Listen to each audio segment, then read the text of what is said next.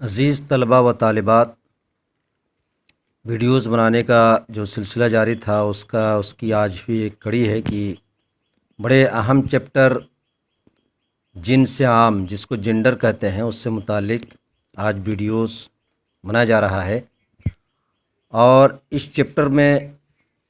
ہر عام و خاص اردوداں ہوں، اساتذہ ہوں یا دوسرے کیٹیگری کے جتنے بھی لوگ ہیں، پڑھے لکھے لوگ ہیں، ان کی بھی بڑی غلطیاں دیکھی گئی ہیں۔ تذکیر تانیث کا فرق نہیں کر پاتے ہیں،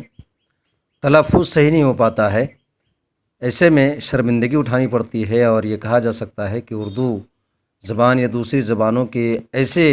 جو اہم اصول ہیں، قواعد ہیں، اس پہ غور نہ کرنے کی وجہ سے زبان کا کچڑا بنا دیا گیا ہے، اور پڑھے لکھے لوگ بھی اس طرف دھیان نہیں دیتے ہیں۔ ان کو پڑھا لکھا کہا جانا ہی غلط ہو سکتا ہے۔ ہنسی مذاق اڑائے جاتے ہیں، دوسری اسٹیٹ میں پہنچنے کے بعد ان کی بڑی تذلیل ہوتی ہیں۔ اس لیے ضرورت ہے کہ اس چیپٹر کو قاعدے سے پڑھا جائے اور اس کی اہمیت کو سمجھا جائے۔ اسی کے پیش نظر اس میں جنس یعنی جینڈر سے متعلق اختصار کے ساتھ ایک یہ ویڈیو پیش کیا جا رہا ہے۔ اس کو غور سے دیکھیں گے اور سنیں گے، اور ہم سمجھتے ہیں کہ بہت سے مسائل جو آپ کے دماغ میں شک شبہات پیدا کر رہے ہیں وہ ختم ہو جائیں گے۔ انگریزی میں جس طریقے سے آپ مذکر مؤنث کی تفصیلات پڑھتے ہیں، بالکل اسی طریقے سے اردو میں بھی اس کی 5 قسمیں ہیں۔ انگریزی میں کم ہے، اس اردو میں 5 ہیں۔ مذکر حقیقی، ایسا لفظ جس کے مقابلے میں مذکر لفظ موجود ہو، جیسے لڑکا، اس کے مقابلے میں مؤنث لفظ لڑکی موجود ہے۔ دوسرا نمبر مؤنث حقیقی، ایسا مؤنث لفظ جس کے مقابلے میں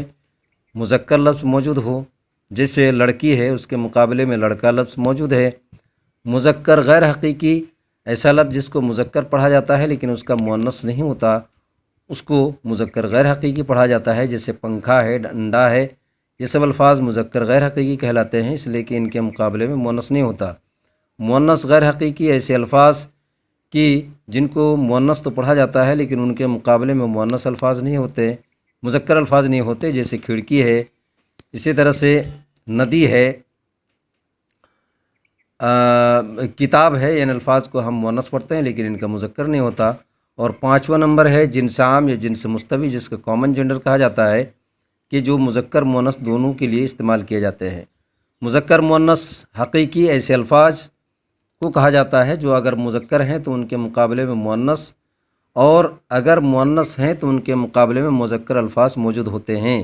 جیسے لڑکا، گھوڑا، مرد، بادشاہ مذکر حقیقی کی مثالیں ہیں، اور لڑکی، گھوڑی، عورت، ملکہ مؤنث حقیقی کی مثالیں ہیں۔ 2 نمبر میں مذکر و مؤنث غیر حقیقی، ایسے الفاظ کو کہا جاتا ہے کہ اگر لفظ مذکر ہے تو اس کا مؤنث لفظ، اور اگر لفظ مؤنث ہے تو اس کا مذکر لفظ موجود نہیں ہوتا، جیسے مذکر غیر حقیقی مثالیں درخت، پنکھا، لوہا، موسم۔ مؤنث غیر حقیقی کی مثالیں کھڑکی، ندی، کتاب وغیرہ۔ اس طرح سے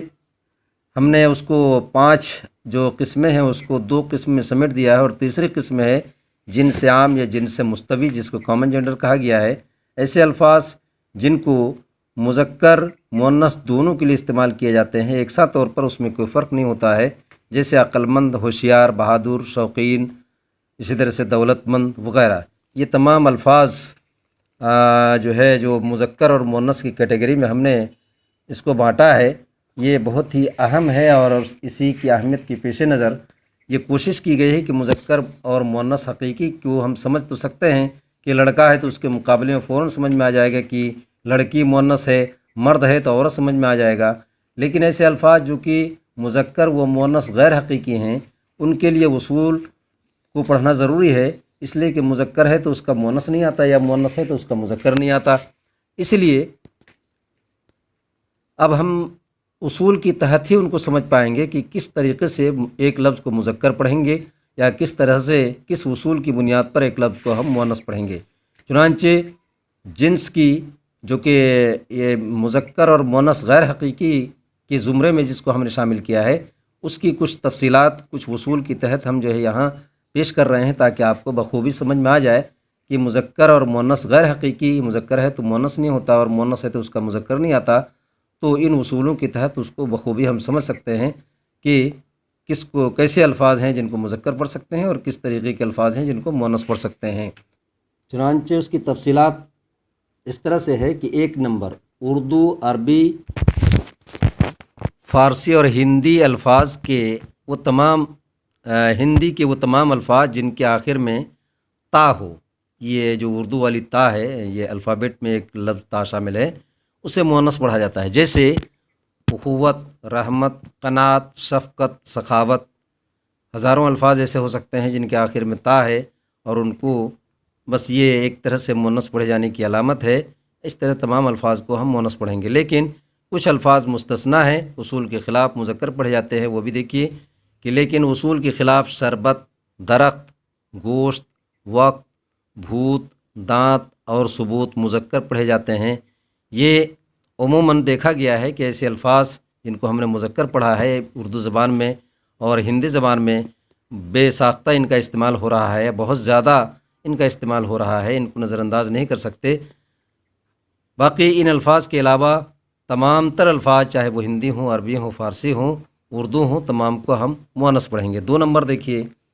کہ 2 نمبر میں جس اردو اور ہندی لفظ کے آخر میں الف ہو، آخری حرف کیا ہو؟ لفظ ہو اور آخری حرف الف ہو، اسے مذکر پڑھا جاتا ہے، جیسے کپڑا، آٹا، انڈا، ڈنڈا، کھمبا وغیرہ۔ یہ تمام الفاظ جن کے آخر میں الف ہے اور اردو اور ہندی میں یہ الفاظ مستعمل ہیں، اس طرح سے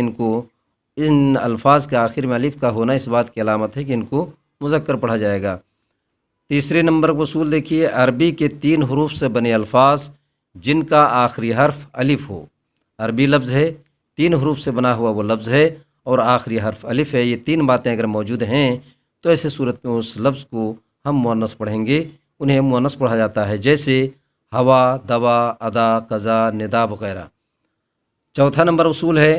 اردو کے وہ اسم مصغر جس کے آخر میں یا الف زبر یا ہو، اسے مؤنث پڑھا جاتا ہے۔ اسم مصغر ایسی چیز جسے چھوٹا ظاہر کیا جائے، ایسا لفظ جس کے ذریعے سے چیزوں کو چھوٹا ظاہر کرنا مقصد ہو، اس کو اسم مصغر کہتے ہیں، لیکن اسم مصغر کی تفصیلات کبھی انشاءاللہ کسی اور ویڈیوز میں پیش کیا جائے گا۔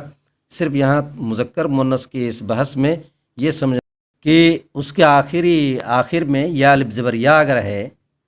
جیسے کچھ مثالیں ہم دے رہے ہیں اس سے سمجھ میں آ سکتی ہیں، تو اس کو مؤنث پڑھیں گے، جیسے ڈبیا ہے، پڑیا ہے، دلیا، ہنڈیا، اور بھی بہت ساری مثالیں ہو سکتی ہیں۔ 5 نمبر ہے اس کی، جس لفظ کے آخر میں یا معروف ہو، جس کو ہم گولیے بھی کہہ سکتے ہیں، بڑیے بھی کہہ سکتے ہیں، یا معروف کہہ سکتے ہیں، تو اسے مؤنث پڑھا جاتا ہے، جیسے لکڑی، گاڑی، روٹی، جوتی، چابی، ہانڈی، کنجی، بہت ساری مثالیں ہو سکتی ہیں۔ تو ایسے تمام الفاظ جن کے آخر میں یا معروف ہو، اردو ہندی کے الفاظ ہوں، ان کو مؤنث پڑھا جاتا ہے۔ لیکن اصول کے خلاف کچھ الفاظ ایسے بھی ہیں جن کو مذکر پڑھا جاتا ہے، یہ مستثنیٰ ہے اس اصول سے، کہیں بھی قاعدہ کلیہ نہیں ہوتا ہے کہ اس کے تمام افراد شامل ہو جائیں، ایسا کچھ نہیں ہوتا، گرامر کلی نہیں ہوتا ہے، اسی کے تحت کچھ الفاظ مستثنیٰ ہیں، جیسے دہی، پانی، دہی، گھی اور موتی، ان الفاظ کو ہمیشہ مذکر پڑھا گیا ہے، مذکر پڑھا جاتا رہا ہے، یہ اصول کے خلاف ان کو مذکر پڑھا جاتا ہے، چونکہ ان کے آخر میں بھی یا معروف موجود ہے۔ 6 نمبر دیکھیے کہ جس لفظ کے آخر میں بڑی شین ہو اور اس سے پہلے زیر ہو، زیر یہ جو حرکت جس کو کہتے ہیں، اعراب کہتے ہیں، نیچے زیر ہو، تو ایسے الفاظ کو ہم مؤنث پڑھتے ہیں، اسے مؤنث پڑھا جاتا ہے، جیسے بارش، خواہش، کوشش، رہائش، آزمائش، یہ تمام الفاظ ہیں جو اردو میں مستعمل ہیں اور آخری حرف بڑی شین ہے اور اس سے پہلے زیر ہے، ایسے تمام الفاظ کو مؤنث پڑھا جاتا ہے۔ 7 نمبر اصول ہے، جس لفظ کے آخر میں چھوٹی ہا ہو اور وہ ہا غیر ملفوظی ہو، جس کا تلفظ نہیں ہو رہا، جس کا اچارن نہیں ہو رہا ہے، وہ لکھا تو گیا ہے تحریری شکل میں، وہ موجود ہے لیکن وہ اس کا تلفظ نہیں ہو رہا ہے، تو ایسے صورت میں اس کو ہا غیر ملفوظی کہیں گے۔ غیر ملفوظی مطلب جس کا تلفظ نہ ہو، ایسے الفاظ کو مذکر پڑھا جاتا ہے، جیسے وعدہ، ارادہ، فیصلہ، شکریہ، نغمہ، نظارہ۔ اس طرح سے ہزاروں الفاظ ہو سکتے ہیں کہ آخر میں ہا موجود تو ہے، تحریری شکل میں اس کو دکھ تو رہا ہے، لیکن اس کا تلفظ نہیں کیا جاتا۔ الف کی طرح اس کا تلفظ ہوتا ہے، جیسے الف کی آواز آ رہی ہے۔ ایسی صورتحال میں ایسے الفاظ کو مذکر پڑھا جاتا ہے۔ اس کے بعد 8واں نمبر اصول ہے، جس لفظ کے آخر میں اسی طرح سے جو ابھی بیان کیا گیا ہے 7 نمبر پہ، ہا ہو، چھوٹی ہا، اور یہ ملفوظی ہو، اس کا تلفظ بھی ہو رہا ہو، اس کی آواز جب اس کو تلفظ کیا جائے تو اس کی آواز صاف طور پر سمجھ میں آ جائے، سنائی دے، تو اس طرح سے ایسی ہا کو ہائے ملفوظی ہم نام دیتے ہیں، اور اس طرح سے اسے مؤنث پڑھا جاتا ہے۔ جس لفظ کے آخر میں ہا ملفوظی ہو، جس کا تلفظ ہو رہا ہو، تو اس کو مؤنث پڑھا جاتا ہے اس لفظ کو، جیسے راہ، پناہ، نگاہ،